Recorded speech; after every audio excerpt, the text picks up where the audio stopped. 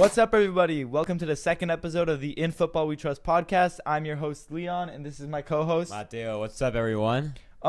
So today we'll be talking about the first couple games of this World Cup, the 2022 Qatar World Cup, and we're already 7 games in, and we got many more to come. Mateo, what do you think of these first few games? Well, these first few games there have been a lot of surprises, and let's start with the first game of the World Cup, the opener of the World Cup, Qatar versus Ecuador. Now, I think this game was very big because we got to see Qatar play, but also Ecuador, who surprised all of us and made us realize that, wow, Ecuador is actually very good. I think going into the World Cup, a lot of people thought Ecuador was a good team, but I don't think we expected them to be this good.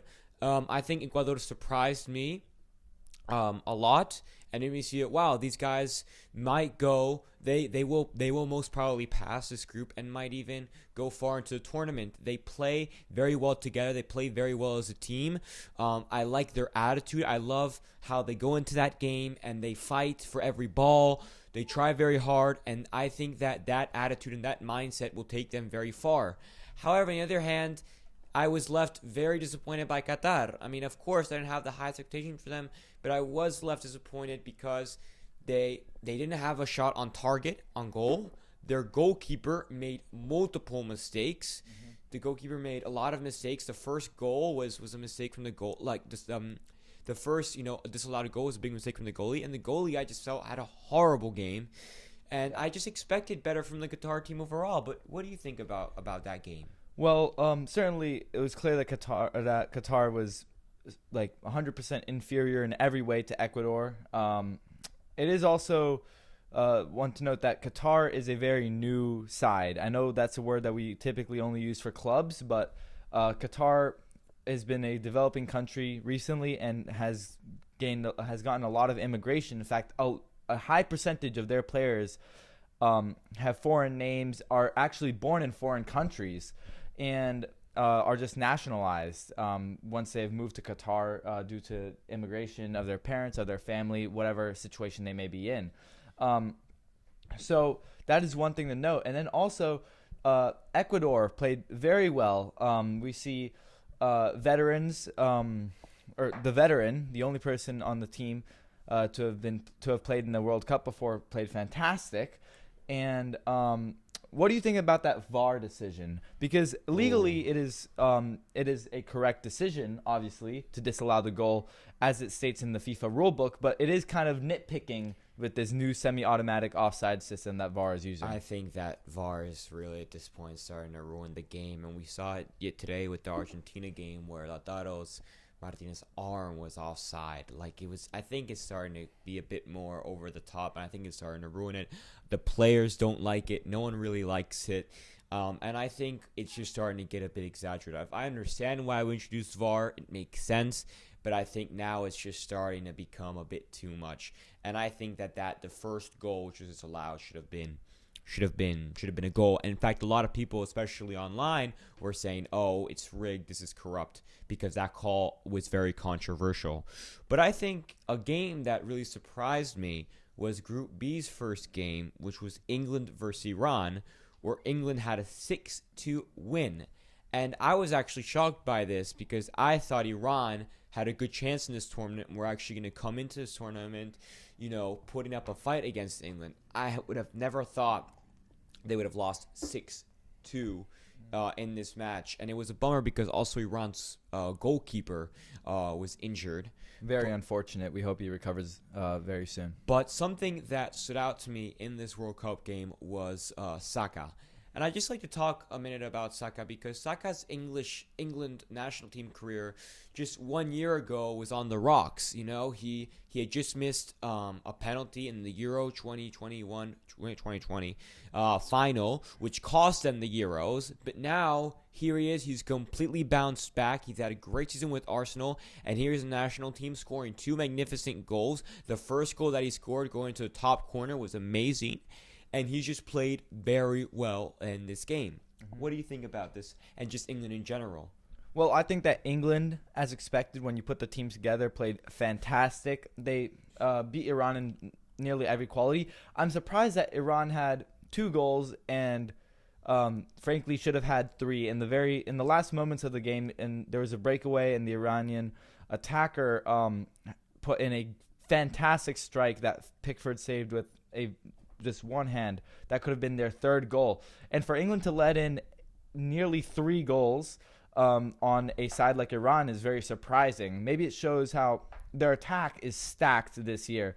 They have Jude Bellingham who scored. They have Harry Kane, who didn't score but got 2 assists. Yeah. And then they had Saka who's been shining. Good. 5 points clear in the Premier League. Mason. Is one of the youngest players to star in the Premier League. They currently. also have Mason Mount, who's a great player there. And I also want to say that their defense is actually, Harry Maguire gets a lot of hate, but I must say that in England-Iran, he actually played surprisingly well and actually played well. And I think also Gareth Southgate was getting a lot of hate for bringing such players to the World Cup. And a lot of people were doubting Gareth Southgate. For sure. Me as well. I was doubting him. But I actually think he's done a good job, and England is actually looking like a contender, and I'm looking at them in a different perspective that I wasn't before. And it actually makes me think, oh, wow, England might have a chance in this World Cup, and might, as they always say, it's coming home. Well, now that we kind of spoke about the 6-2 victory for England, which was a complete blowout, and England looks very good, very confident. The youngsters on England are definitely going to go home happy tonight to the hotel, and they're going to shine in the future games. What do you think of Senegal-Netherlands? I felt it, personally, to be a very dull game. I feel that Senegal, without Sadio Mane, significantly lacked creativity at the top, and despite them having 5 or so good chances, they were unable to convert any of them into goals, and Sadio Mane could have perhaps helped with that situation. I think, yeah, when I was watching the game, you can really notice the Sadio Mane's effect, and how he, they really are missing him. They really miss the captain, and they miss him up there. There is, as Leon was saying, there is no creativity, no ideas. They're kind of lost up front, and they have some great players up front like Sarr, and they have some good attackers, but they're a very solid team. They have a great defender, Koulibaly, a good midfield, good goalie with Mendy. But I think just they really miss Sadio Mane up there, who gave them confidence, who started actions. And I think you really notice that in this game. The Netherlands, to me, however, didn't surprise me that much either. I kind of expect them to have done a bit better. I thought Netherlands was going to play well, but they kind of disappointed me a bit. Frankie De Jong had a great opportunity in the first half to score. He didn't shoot.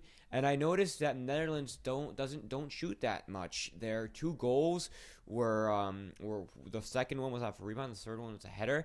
But there were a lot of opportunities where they were through on goal and they could have shot, but they don't shoot. They want to get as close as possible to net as possible, which I can understand. But in some ways, in other games, especially when they go to the round of 16, maybe they might not score, so they have to take more.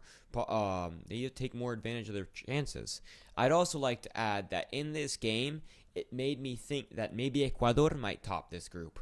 Ecuador looking amazing against Qatar. Netherlands played well, but they didn't shine, and they were dull. Yeah, until the very end. They were a very dull team, and I think that this makes me think that Ecuador might top that group. For sure. And I'd like to point out that both goals, arguably, and all over social media and in the football world, fans and spectators are arguing that both goals were, for a large part, Mendy's fault, the keeper, because the second one he palmed right into the feet of the attacker, and the first one he just completely missed his punch of the ball after the cross. It was a beautiful cross, but the keeper has got to be able to time that well. You either come out and get it, or you don't and you dive. Yeah, I think Netherlands were lucky. So, what do you think of the USA-Wales game? That game ended in a 1-1 draw, but Wales scored that lucky late goal.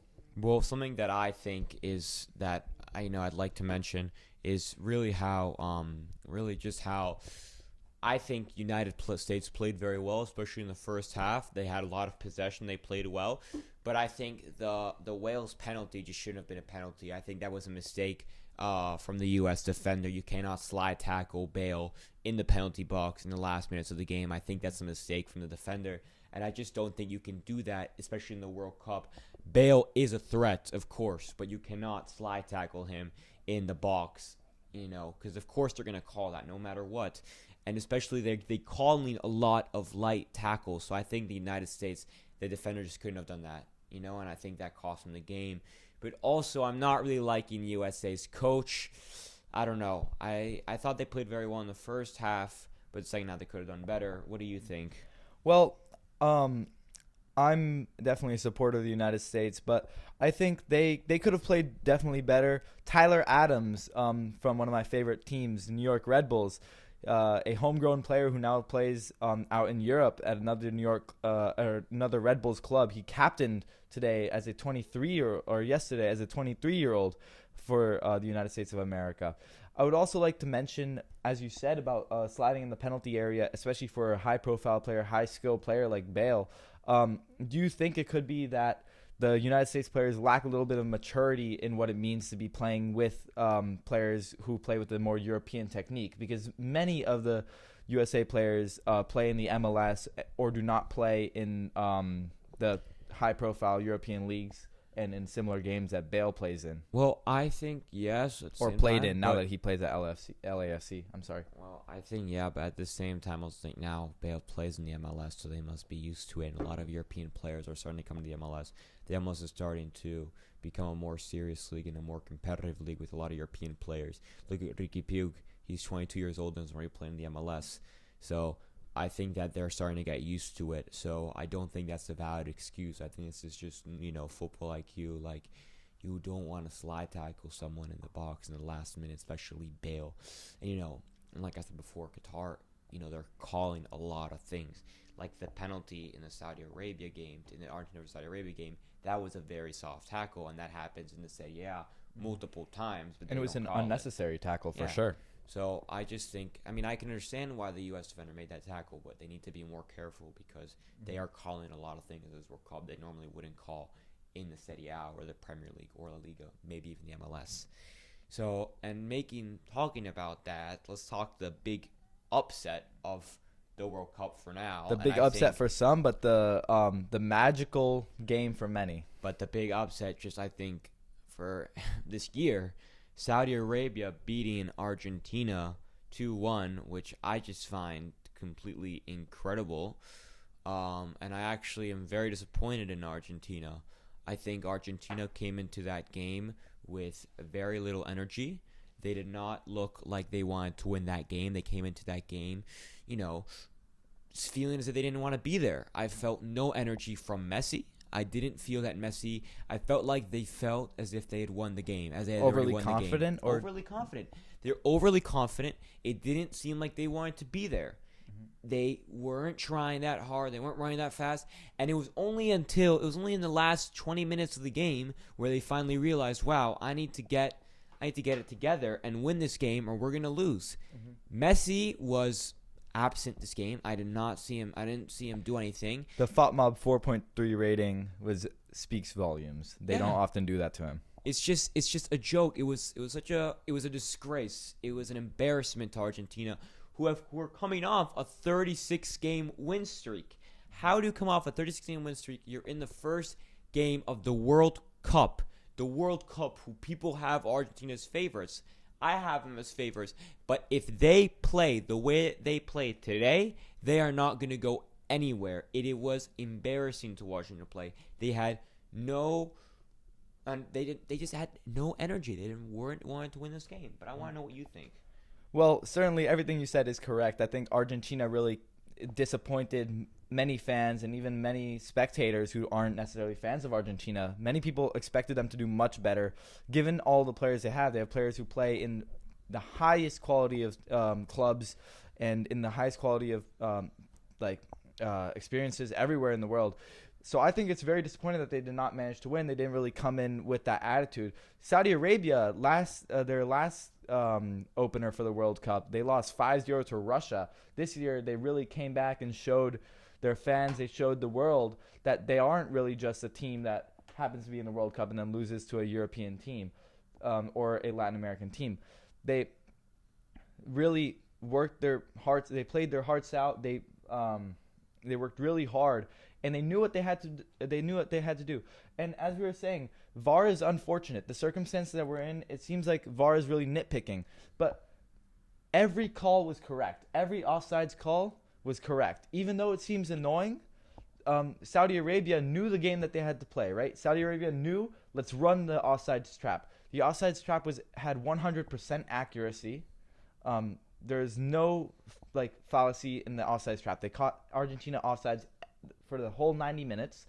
And I think it's really impressive that they came with this level of discipline, this level of organization, this level of creativity. Both goals were pretty fantastic. The second goal was amazing. It was I think a wonderful strike. A first goal, I think the goalie may have had a chance to save it, but the second goal was just beautiful, and I was very surprised by Saudi Arabia. I also think, though, that just Argentina could have done better with those offsides. For sure. Come on, especially after the second one. They've already called you twice. Come on, we need to do better. And I think that maybe affected Argentina's mentality.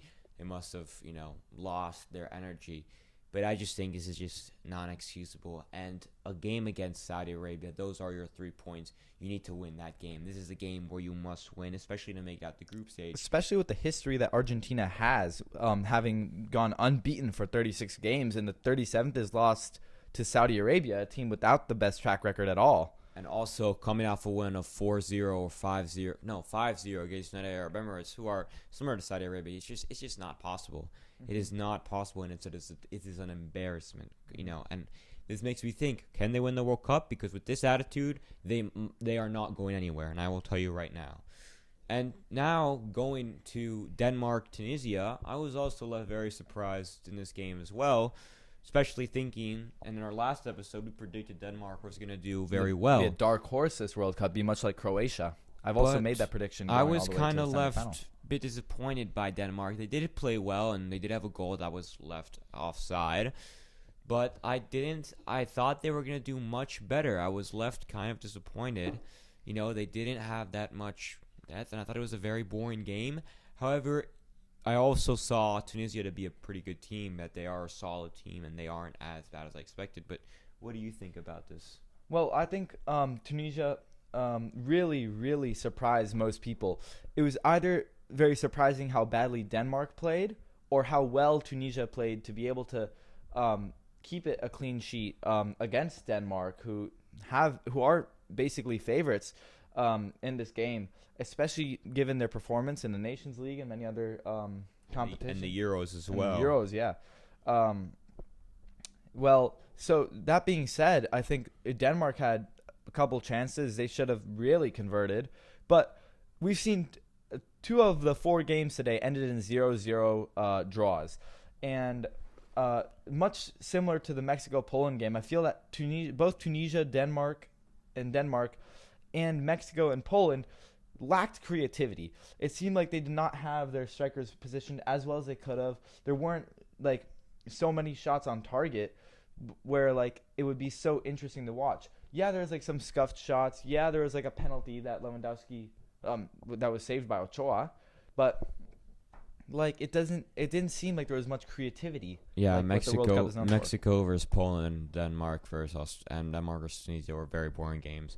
Mexico versus Poland showed how both of them just lack. I don't see Poland doing anything. Mexico was just lacking the attack, and we're just playing.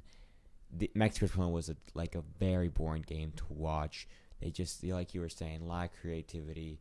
Mexico lacked an attack, lacked in midfield. I don't see Mexico, who would surprise us in the last World Cup and always as well.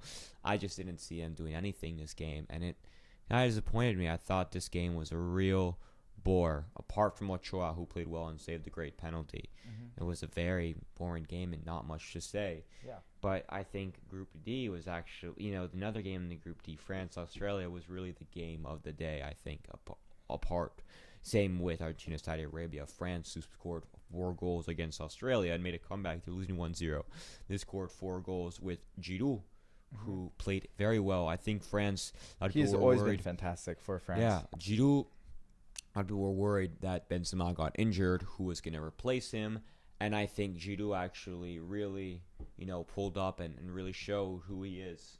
Sure. He may not be the best striker, but he is there. He is a typical number 9, always in the box. He had great headers, and he is a very classy striker. He knows how to put the ball in the net, and that's what a striker is for, And 100%. he plays very well. He scored 2 great goals today, and he really stepped up for France, which I was surprised about.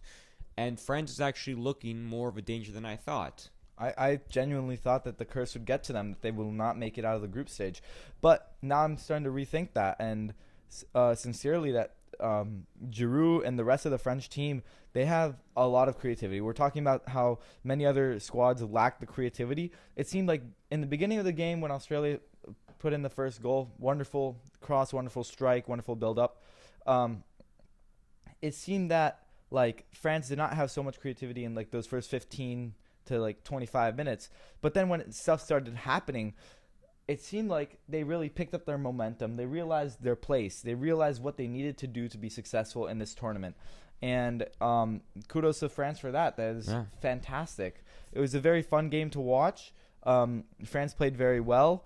The goals were pretty decent, to say the least. Great performance by France. Very well. They really stepped up and they played very well. Mbappe played a great game as well. And I think that France look like they might actually end up winning this group.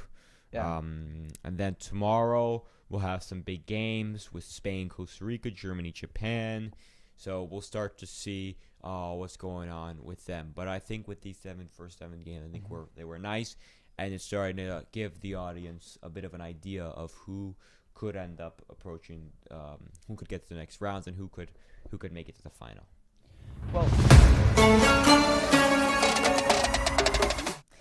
Well, to move on to the next phase really quickly. So Mateo, what do you think for tomorrow's games? What do you think? What are your predictions for Morocco, Croatia, Germany, Japan, Spain, Costa Rica, and Belgium, Canada? I think Morocco, Croatia is going to be a very important game for who's going to get second place. I think it's going to be very close, but I think it'll be a 2-1 win for Morocco. I just have Morocco winning this game. I think Germany, Japan is going to another very big and important game. Japan always does well in the World Cup, always plays well, always fights their hardest. They're a team that plays it very well together. No one wants to be a star player in Japan, and I think it could be a tie. I generally think it could end a tie. I think it could be a 1-1 draw. Spain, Costa Rica, look, I always worry about Spain. I hope they win this game. They should win this game. I don't think they're going to score a lot of goals. Spain doesn't score many goals. I think it's going to be a 1-0 win for Spain. Belgium, Canada, I think it's going to be a 2-0 or 3-0 win by Belgium. I think Belgium is going to easily beat Canada. But what do you think about these 4 games? Well, I think Morocco, Croatia will be either a draw or a late winner. And I think Germany, Japan is going to be a pretty good game for Germany. The Japanese squad is hungry, and they have talent. And as we saw at last World Cup, they really surprised. They really showed us who they want to be, who they are. But I think Germany will be able to lock them down. Germany is a very solid squad. They have very good players, and many of their players play against each other and with each other in the Bundesliga. I think Spain, Costa Rica is going to be an easy win for Spain. I don't think Costa Rica has much power in any sector. The goalkeeper is pretty good. Yeah, Kernau is very good. It's pretty good, but to support the goalkeeper, you need to have a decent defense, and I'm not really sure how good of a defense Costa Rica will be able to maintain or have. For sure. And lastly, Belgium and Canada. I think Belgium will really be able to shine, at least tomorrow against Canada. So yeah, for sure. I think that's very promising. Well, guys, thank you very much for watching the second episode of the In Football We Trust podcast, and we're going to be back very soon for our analysis of the past few games, but also our predictions for the next games. Guys, the World Cup is very interesting and a lot is going on, so we're going to keep you updated and keep you posted. We love you guys, and we'll see you guys later. Bye. Thank you so much. Bye. That was valid. That's pretty GG. Okay, let me upload this.